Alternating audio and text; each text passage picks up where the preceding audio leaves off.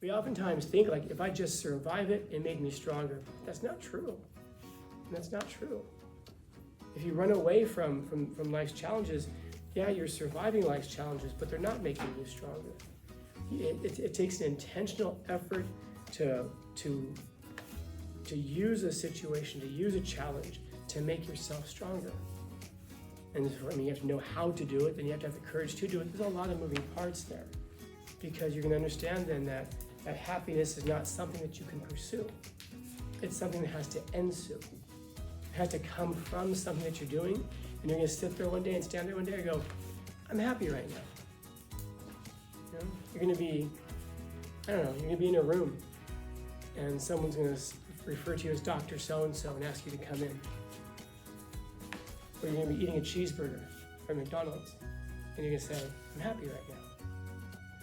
Or you're going to be standing in the Mediterranean holding an AK-47 and say, I'm happy right now. Maybe you'll be standing at the Eiffel Tower holding someone that you love and say, I'm happy right now. You also might be sitting on a couch with them, wearing a hoodie and sweats and say, I'm happy right now. But none of these were things that we necessarily pursued. They came from what we were doing. So that means that you have to experience life. You have to do things, try things. And then you find out as you go what those things are that make you happy. Fascinating thing about the sea, by the way, is the ocean. Like you said, it's constantly raging and swirling and the waves and crashing. You stand right in the middle of the ocean. And I mean, even if you're like in the middle of the ocean, not just on the shore, but you go out, you'll see that the sea is like that. It's constantly churning. Waves are hitting, water's constantly moving around. But if you elevate yourself, and you're in an airplane, has you ever fly over the sea before, fly over an ocean? And you look down and you're like, wow, it's so peaceful. It's not peaceful when you're in it. It's peaceful when you're above it, when you're separated from it. And a lot of your situations in life are going to be like that. When you're in the middle of some kind of a tragedy or some kind of a conflict, it seems like the world is completely chaotic and it's coming at you from all different angles. But as you end up going through it, surviving it, and you kind of see it from an elevated perspective. In other words, you see it from the perspective of that was 5 years ago, it seems calm now. And you can look at it and say, you know what? There was something good in that. There was something that helped bring about a really positive situation. When you're in the middle of it, you can't really see it. But once you're above it, you can look down on it. Now it starts to make sense. This is an example of if anybody here ever go to Cowles Mountain? You know what Cowles is? It's like the highest peak in San Diego County, I think it is. It's over near, I think it's like Kearney Mesa. It's one of the Mission Trails hills. If you ever go there, people post there from all the time from Instagram. Anyway, it's only like a mile and a half going up and then a mile and a half down. So it's not a really long hike, but it is a high hike. If you go there in the summertime, especially in the morning, it's really crowded. And so you can go over there. So I was thinking one time, I went there and there was construction going on around the area. So traffic going in there was terrible, and it was hot. And you're stuck in traffic, moving by inches. And there's a couple people who were on the sidewalk walking past me, and they were going faster than I was. And that's irritating. You finally pick up a little bit of speed and you stop, and then they pass you again as they're just walking at a normal speed. And so you get to the mountain, and as you start working your way up, the trail's crowded. There's a lot of people there. It's sunny, it's hot. It looks like complete chaos. But then as you get to the top of the mountain and you look down on what you were just in, it looks like little ants moving around. And even in terms of the traffic, it isn't like cars jamming up against each other. You can kind of see that there's a flow to it. There's almost a music to it that you can't see when you're in the middle of it. But when you get to an elevated point, you can look down on it and go, okay, I see the order to it. There's a reason that every great world religion starts with a person on top of a hill, on top of a mountain. It isn't just because they're closer to heaven. It's because it separates them from the world of chaos that they live in and allows them to see the world as it really is, ordered. And again, it's just hard to see that when you're in the middle of it. So, others. Yeah. It can. Yes, can. It can make you stronger. And by the way, that was a nice spectrum there. You had, so remember, parents arguing, pretty low level, assuming it's not violent. And then you've got bullying, which is a little bit higher level. And you've got that really high level one of people dying. And all three of those things. Anybody ever hear this guy before? We've had a couple quotes from him. Somebody before class started said, "You like this guy, don't you?" It's like, yeah. It's hard for me to hide that I like this guy. Nietzsche. I guess I'll usually not tell you what I really think about people. I won't tell you what I really think about Nietzsche. But I do like him because he's an incredibly original and fresh thinker. You can divide a lot of intellectual tradition, of the world, not even just of the West, but of the world, before Nietzsche, after Nietzsche. His ideas are so ingrained and so deep in what I imagine a lot of you think that you probably don't even realize that the ideas that you adopt come originally from Nietzsche. He's that influential. And it's an incredible life story. The guy, his best-selling book was a book called Thus Spoke Zarathustra, and I believe he only sold 1,500 copies in his lifetime. All of his books completely failed to sell. And yet today his books still sell millions of copies. He never got to see the success of his writings. But one of his more famous quotes, and I imagine it's one that most of you have heard before, he said, "What doesn't kill me makes me stronger." And I've mentioned it before. It's that pronoun he uses there. What doesn't kill me makes me stronger. He doesn't say, remember guys, what doesn't kill you makes you stronger, because it isn't true. That's why I said it can make you stronger, because it isn't true that the terrible things that happen to us or the challenges, I wouldn't say terrible, because Nietzsche wouldn't say they were terrible. The challenges that happen to us in life, they don't necessarily make us stronger. Some people end up jaded, angry, sad, confused, withdrawn. There are people who get their heart broken and then they scratch their chin and they frown and they say, "I'll never love again. I'll never let anybody get close to me again." That doesn't make you stronger. That makes you weak, because you're acknowledging the weakness, that you have to protect yourself from getting hurt again, because you're acknowledging that you don't think that you have the strength to withstand another hurt. You're waving the white flag and saying, "I surrender." It takes strength to do that. When people say, that's why you can't be nice to people, because people will always take advantage of you. Well, yeah, you have to be strong to be kind towards people, because people will take advantage of you, negative advantage of you. So you have to be strong to be able to withstand how people are going to treat you. And so it isn't true that what doesn't kill you will make you stronger. It's true that what doesn't kill you can make you stronger. Can the death of your parents make you stronger? Yeah.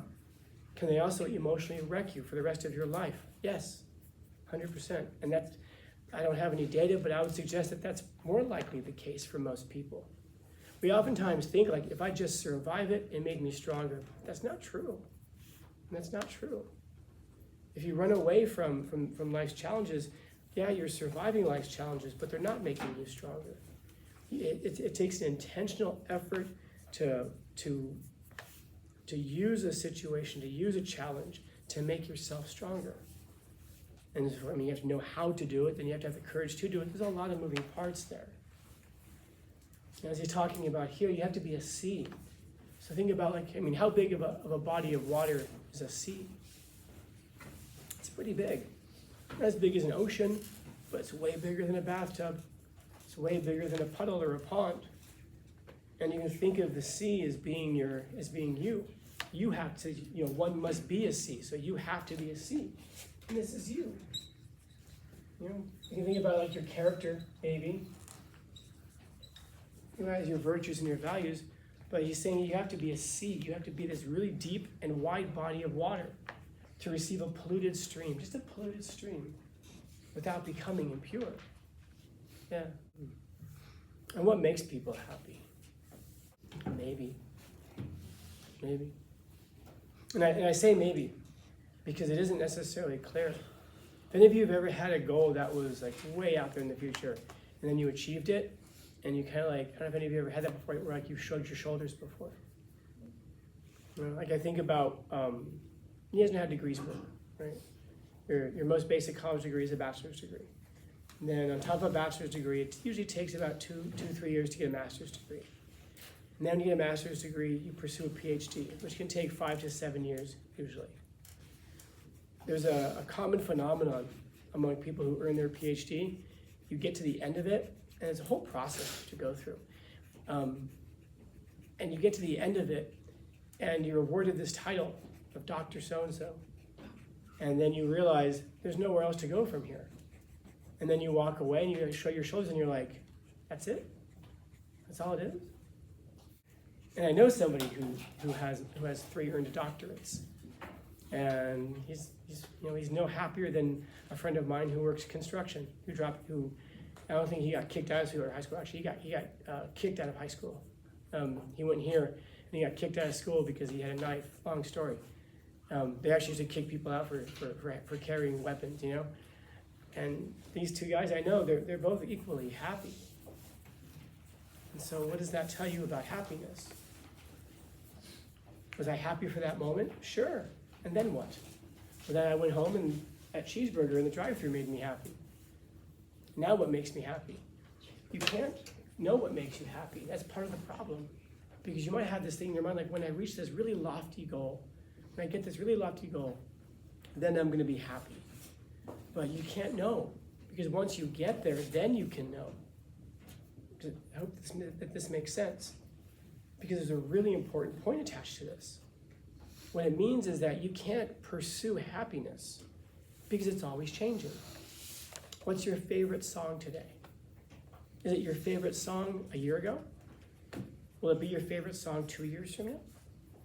What's your favorite thing to eat right now, fast food wise? Will it be your favorite thing to eat 5 years from now? Was it your favorite thing to eat 10 years ago? Our favorites, happiness is a taste, and it shifts, it moves around. And so every time that you're pursuing happiness, if you get to the point that you think you're going to find it, it's already changed. Such that we can never talk about happiness in the present tense, really. We can only really talk about it in the future tense and in the past tense. Meaning that happiness is like is largely a memory.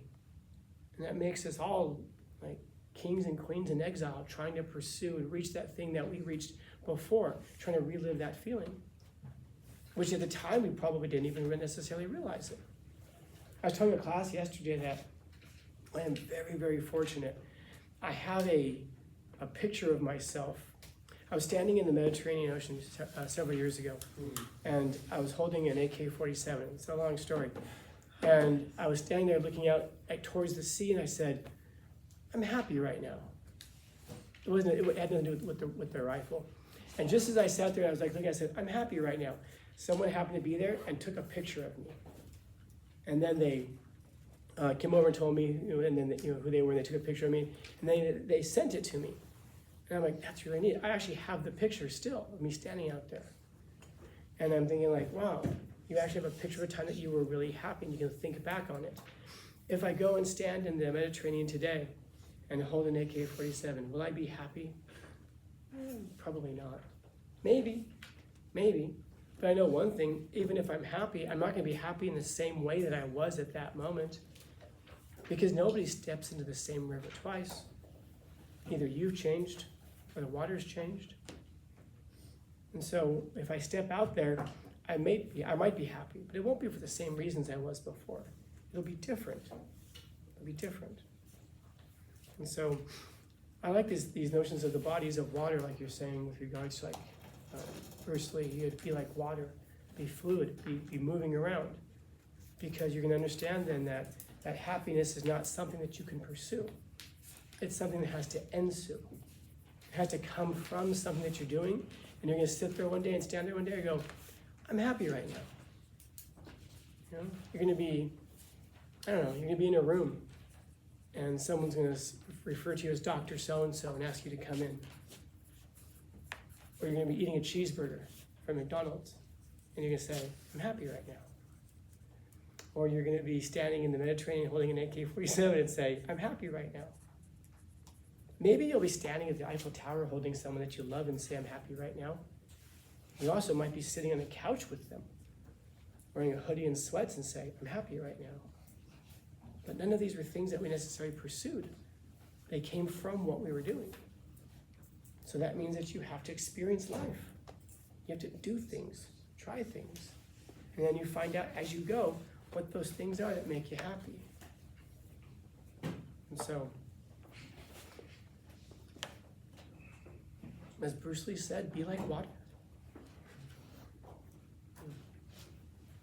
Questions, comments, concerns, complaints, criticisms, critiques? Happy Thursday. Not bad. Again, I appreciate you guys being patient with my voice.